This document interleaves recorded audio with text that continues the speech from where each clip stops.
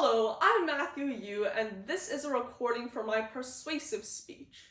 The title of my speech is Deepfakes. My time will start in 3, 2, 1. Ladies and gentlemen, this is Carl Phillips again, the Wilmouth Farm, Grover's Mill, New Jersey. I don't know what to think. The metal casing is definitely extraterrestrial, not found on this earth. Wait a minute. Someone's crawling out of the hollow top. Something. It's coming this way. They look like tentacles to me, about 20 yards to my right. Ah! What you just heard was an excerpt from Orson Welles' 1938 radio adaptation of War of the Worlds, a famous fictional sci-fi story about a Martian invasion of Earth. But guess what? It was broadcasted so realistically that mass panic spread across the city, with citizens fleeing their homes, government officials answering anxious phone calls, and police rushing in to stop the show. Today, 1938 seems far long ago, and what happened may seem pretty ridiculous. But the truth is that War of the Worlds is back.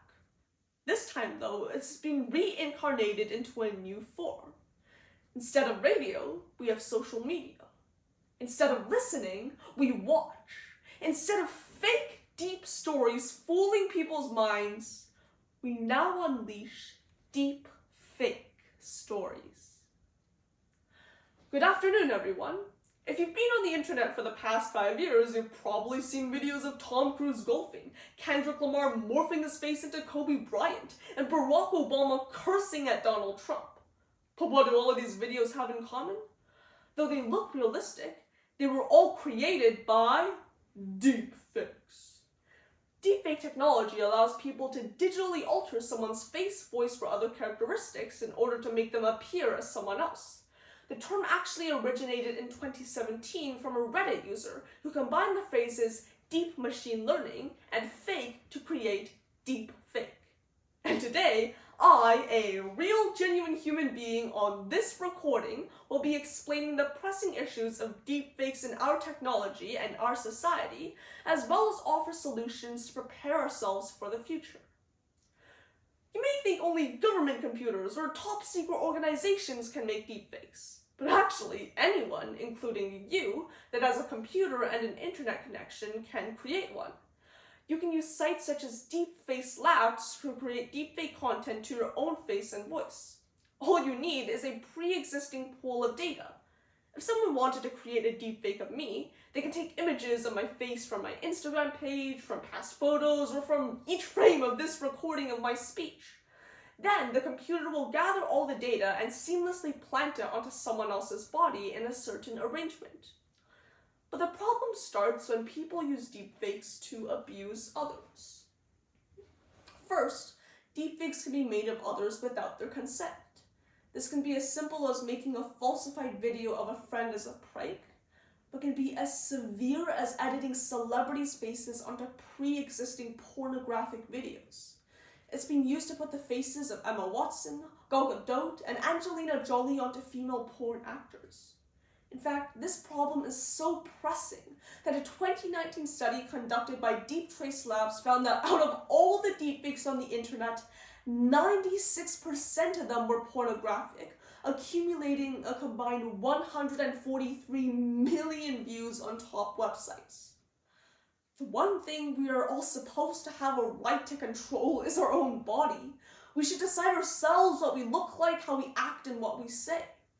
But deepfakes have robbed us of this fundamental right, and sadly, right here in Canada, we have no law explicitly preventing this type of abuse.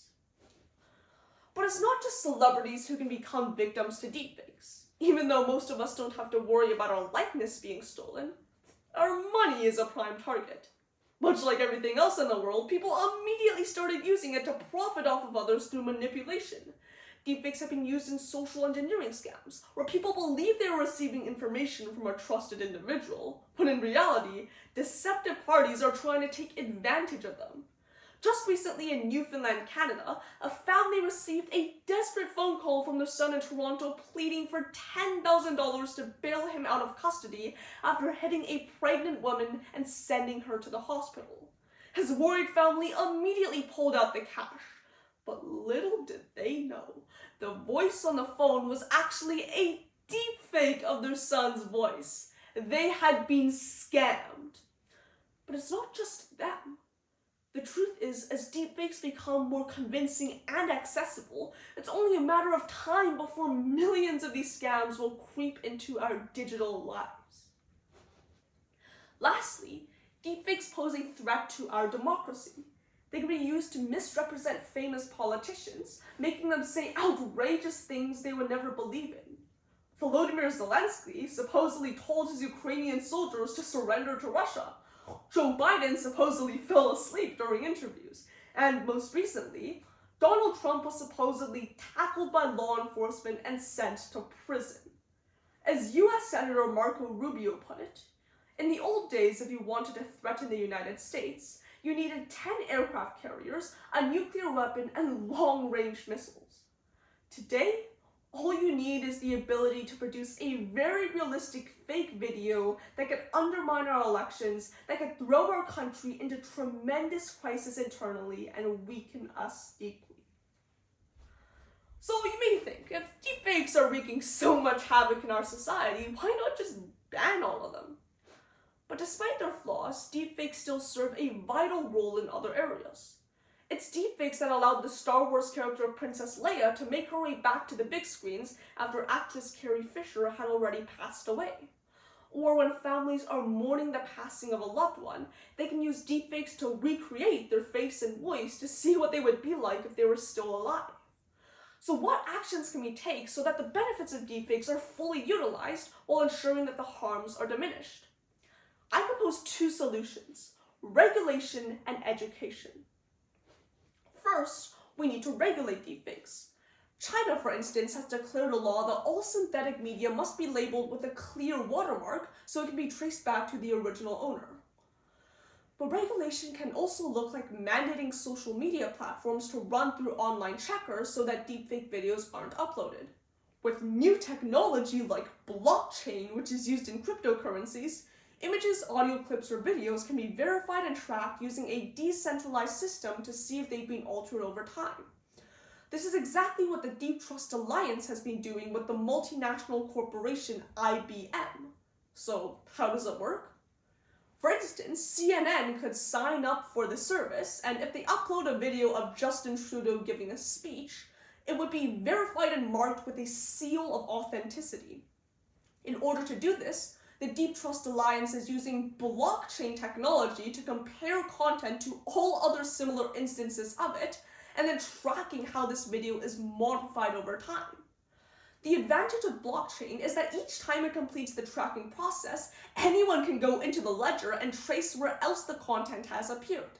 It's impossible to edit the results in the ledger because it is a peer review process consisting of millions of computers with millions of copies across the planet.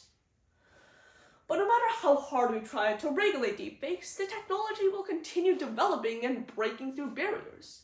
Sure, there are ways for humans to spot deepfakes right now, such as looking for unnatural eye movements, but deepfakes will only become more sophisticated over time.